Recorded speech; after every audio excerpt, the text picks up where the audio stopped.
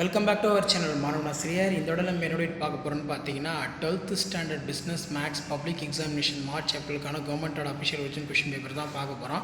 So அது பார்க்குறதுக்கு முன்னாடி மாணவ ஆசிரியர் யூடியூப் சேனல் சப்ஸ்கிரைப் பண்ணுங்கள். கீழே இருக்கக்கூடிய பெல் ஐக்கானை ப்ரெஸ் பண்ணி ஆன் வைங்க.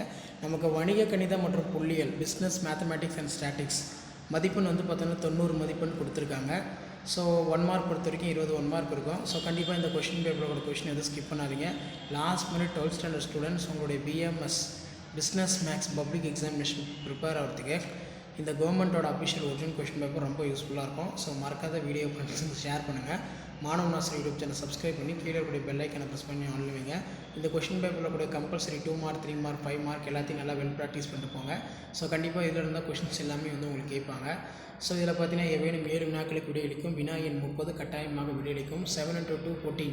இதில் வந்து பார்த்திங்கன்னா அணியோடைய தரம் அது கேட்டிருக்காங்க. Find the rank of matrix. So அதுக்கு மேலே தீர்க்க. நெக்ஸ்ட்டு வந்து பார்த்திங்கன்னா நமக்கு ஈருறுப்பு பரவலின் சராசரி 5 மற்றும் திட்ட விளக்கம் 2 எனில் பரவலை தீர்மானிக்கும்.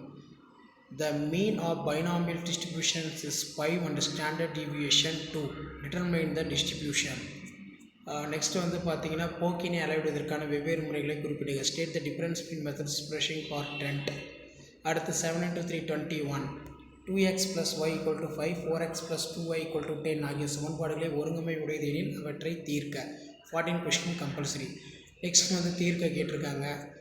ஸோ அது கீழே வந்து பார்த்திங்கன்னா பின்வரும் விவரங்களுக்கு 2011 அடிப்படையில் ஆண்டை பொறுத்து அந்த சம் கேட்டிருக்காங்க. ஸோ இது வந்து கவர்மெண்ட்டோட official original question paper business maths. இதில் இருக்கிறது நல்லா பார்த்துக்கோங்க. கண்டிப்பாக இதில் இருந்தால் சம்ஸ் எல்லாமே வந்து உங்களுக்கு வரக்கூடிய பப்ளிக் எக்ஸாமுக்கெல்லாம் கொஷின்ஸ் எடுப்பாங்க. 7 × 5 35. பின்வரும் சமன்பாடுகள் ஒருங்கமை உடையது கே எனில் பங்களிப்பு. x + 2y - 3z = -2, 3x - y - 2z = 1 மற்றும் 2x + 3y - 5z 1. இதை நல்லா பார்த்துக்கோங்க. இது எல்லாமே வந்து பார்த்தீங்கன்னா நமக்கு முக்கியமான சம்ஸு. இதை நீங்கள் பார்த்தாலே போதும். கண்டிப்பாக இதில் இருந்தால் பப்ளிக் எக்ஸாம் கேட்பாங்க. y = x² என்ற பரவளையத்திற்கு y = 4 என்ற கோட்டிற்கு இடைப்பட்ட பரப்பளவை காண்க.